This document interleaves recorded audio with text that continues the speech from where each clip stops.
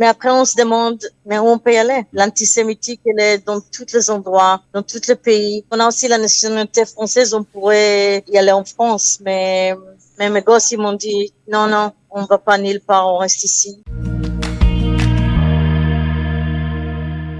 Et nous allons parler à présent avec Kinneret Zemmour-Franco qui a amené hier sa fille au Bakoum, c'est-à-dire à la base pour sa vie qui s'est enrôlée en fait dans l'armée israélienne. Kinneret, bonjour. Bonjour, bonjour. Merci d'être avec nous. Alors voilà, on va parler avec vous dans cette période difficile de ce moment très important où vous avez amené hier votre fille, elle s'est enrôlée dans l'armée israélienne. Vous avez aussi une autre fille qui est déjà à l'armée. Vous avez un gendre qui est aussi à l'armée. Donc beaucoup de personnes dans cette période un peu compliquée. D'abord, parlez-moi de ce sentiment lorsque vous avez amené votre fille au Bakoum, donc à ce centre de l'armée. Quel était votre sentiment? Et cette fois-ci-là, c'est pas la même chose pour moi, les autres, la fille et le garçon que j'ai déjà envoyé à l'armée. Cette fois-ci-là, je suis un petit peu plus peur. Et on sait pas ce qu'il va y avoir, on sait pas. C'est très très difficile parce que on est entre guerres. C'est Hmm. pas une normale situation. Alors, c'était vraiment dur pour moi aujourd'hui de lui dire au revoir et la envoyer. Mais j'ai la confiance à l'armée et j'espère qu'il va y aller bien. Alors, vous avez, comme je l'ai dit, vous avez une autre fille et un gendre qui, alors on va peut-être pas dire quelle est leur situation et qu'est-ce qu'ils font pour pas tout dévoiler, mais je suppose que que c'est des moments assez difficiles actuellement de vivre lorsqu'on sait qu'on a des enfants, 3 enfants pratiquement, que vous avez 3 enfants à l'armée. Comment vous vivez ça? Et c'est très très dur parce que ma fille, ma grande fille, elle est dans le nord. Le nord-nord, ça veut dire juste sur la frontière. Et elle est une officière et avec tout ce on entend chaque jour, toutes les bombes qui tombent là-bas, juste à côté. Et je suis vraiment, j'ai peur.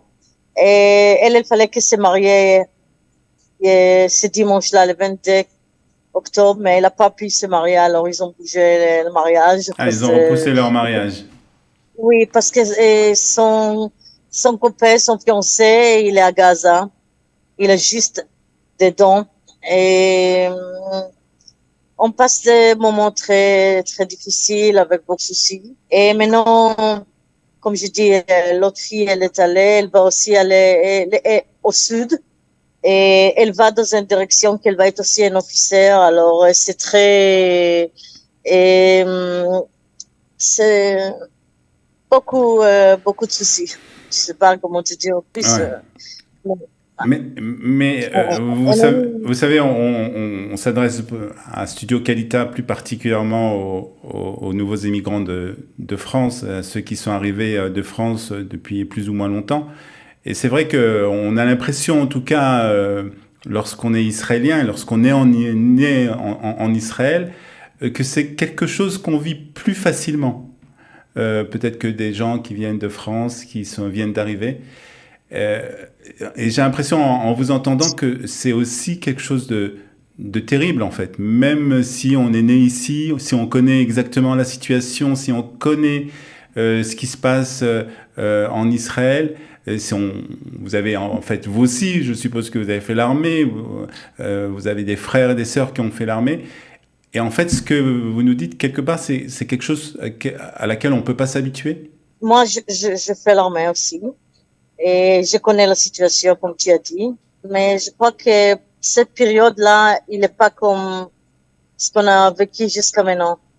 Non, on n'a jamais vécu des attaques comme ça. Et alors, on a un petit peu perdu la confiance dans tout.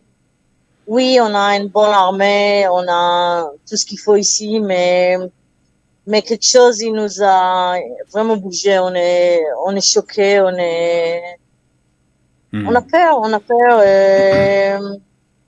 on apprend chaque jour. Quand on parle, un hélicoptère il passe dessus moi. Ouais, c'est la réalité israélienne. Alors, vous êtes aussi, il faut dire, vous avez participé à un podcast justement sur cette réalité israélienne, sur un podcast qui s'appelle Israël en guerre et qui est réalisé par Johanna Ben et qu'on peut trouver sur les différentes plateformes de podcast, en particulier Spotify et aussi sur Facebook et Instagram.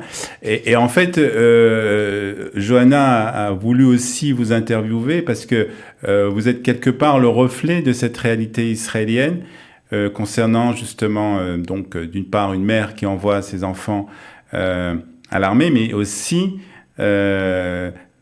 des enfants qui ont été témoins de plusieurs attentats et plus particulièrement votre fils qui était à cette fameuse fête de musique le 7 octobre. Alors, comme tu as dit, tout ensemble, c'est un petit peu plus que ce qu'on peut prendre. Et oui, c'était très, très dur pour moi. Que c'est déjà presque 3 fois que je perdis mes enfants avec trois attentats. Et le 7 octobre, mon fils, il était là-bas et il savait pas comment sortir de là-bas. On a passé des moments très, très, très durs jusqu'il est arrivé à la maison. Et quel moment il avait de chance. à quel moment je suppose que vous saviez qu'il était à cette fête, mais à quel moment vous avez appris qu'il se passait des choses terribles? Et mon mari m'a réveillé vers 7h30. Il m'a dit, il y a il y a une guerre. Alors, réveille-toi. Et moi, je savais pas que mon fils, il est là-bas dans cette fête. Moi, il m'a dit, je vais dans une fête vendredi quand il s'est sorti, mais je savais pas qu'il est là-bas. Parce que peut-être j'aurais dit non, c'est à côté de Gaza, tu peux pas. Alors, une demi-heure après, il m'a dit, mais Gal, mon fils, il est là-bas. Alors là-bas, ouais. Là, je suis devenue vraiment folle. J'ai commencé à crier et je lui téléphonais et, et il m'a dit, maman, on est en train de se sauver. Il y a beaucoup de missiles, de raquettes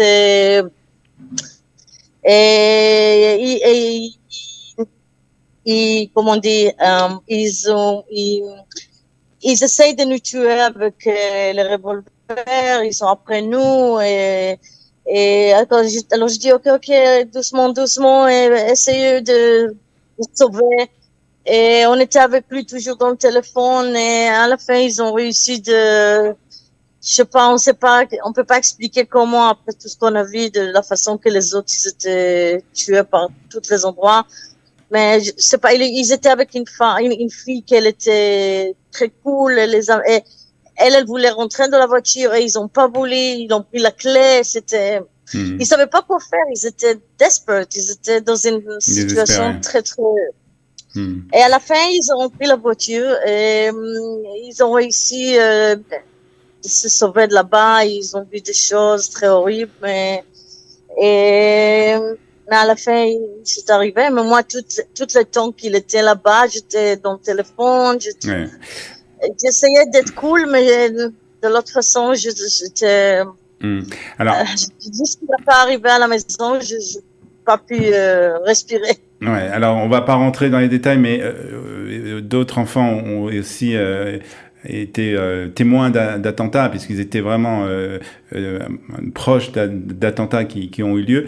Je voudrais vous poser comme question qui n'irait lorsque voilà on vit ce que vous avez vécu avec vos enfants qui ont été témoins d'attentats, maintenant ceux qui sont alarmés avec ces inquiétudes. Est-ce que des fois on se dit c'est un peu trop pour moi que ce pays est en fait un peu trop écrasant quelque part? Et des fois ça passe dans la tête. Tu dis c'est un petit peu trop de vivre ici parce que le danger il est dans tous les endroits. Mais Mais après, on se demande, mais où on peut y aller? Mhm. L'antisémitique, elle est dans tous les endroits, dans tous les pays. Et parce qu'on a aussi la nationalité française, on pouvait y aller en France, mais mes gosses, ils m'ont dit, non, non, on va pas nulle part, on reste ici. Et la famille aussi, elle a dit, dans des autres endroits, c'est pas plus. Mais la vérité, pour moi, comme une mère, moi, je voulais y aller d'ici. Ah ouais. Moi, je voulais prendre l'avion Et et partir. prendre mes enfants. Et pour la période là Mhm. qui se passe maintenant. Et pas pour toujours, mais ça pose des questions parce que 3 fois, C'est dur. c'est déjà trop. C'est dur. C'est trop. Non, je peur parce que je me dis encore, qu'est-ce qui va t'arriver encore une fois?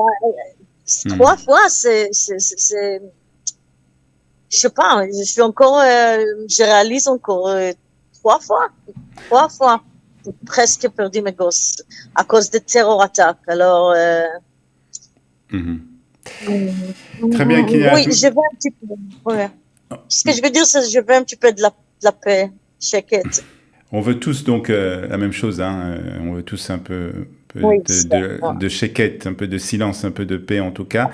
Et c'est ce qu'on vous souhaite aussi, hein, surtout que vous entendiez des bonnes nouvelles de vos enfants qui sont à l'armée, plus particulièrement de cette fille que vous avez accompagnée hier à l'armée pour pratiquement 2 ans maintenant.